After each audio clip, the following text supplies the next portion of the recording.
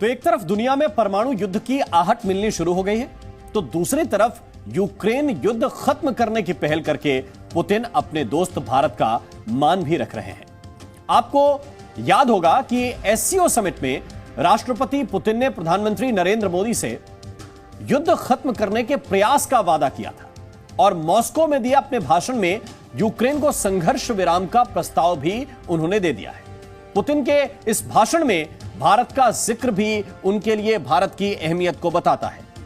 वहीं भारत ने भले ही रूस को युद्ध खत्म करने की नसीहत दी, लेकिन यूएनएससी में रूस के खिलाफ वोटिंग से दूर रहा।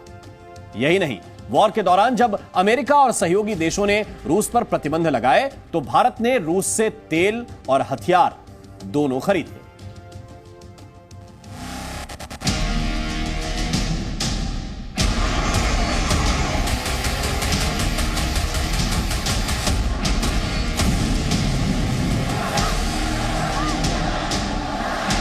Раз, два, три!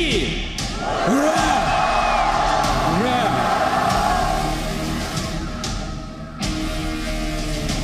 यूक्रेन के 4 इलाकों को रूस में मिलाने के बाद अब रूस के राष्ट्रपति व्लादिमीर पुतिन ने यूक्रेन को युद्ध विराम का प्रस्ताव दे दिया है, यानी यूक्रेन में वॉर खत्म करने के संकेत दिए हैं।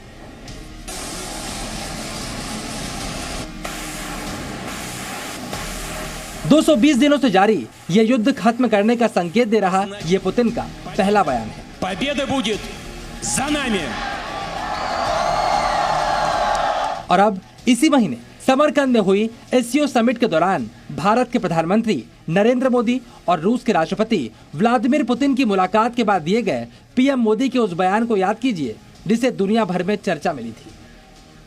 आज का युग युद्ध का है नहीं, और हमने फोन पर भी कई बार आपसे इस विषय में बात की है कि डेमोक्रेसी और डिप्लोमेसी और डायलॉग, ये सारी बातें ऐसी हैं कि जो दुनिया को एक स्पर्श करती है।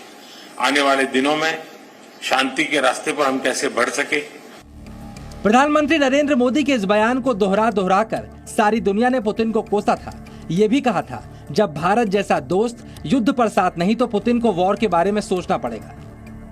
पुतिन अक्सर किसी विदेशी नेता की ऐसी बातों को तवज्जो नहीं देते, लेकिन जब मित्र देश भारत ने बात कही तो पुतिन ने प्रयास करने की बात भी कही थी।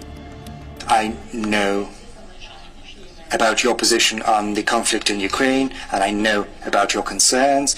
I know that you share these concerns, and we want all of this to end as soon as possible. और पुतिन ने प्रधानमंत्री मोदी के सामने जो कुछ कहा था वो किया भी।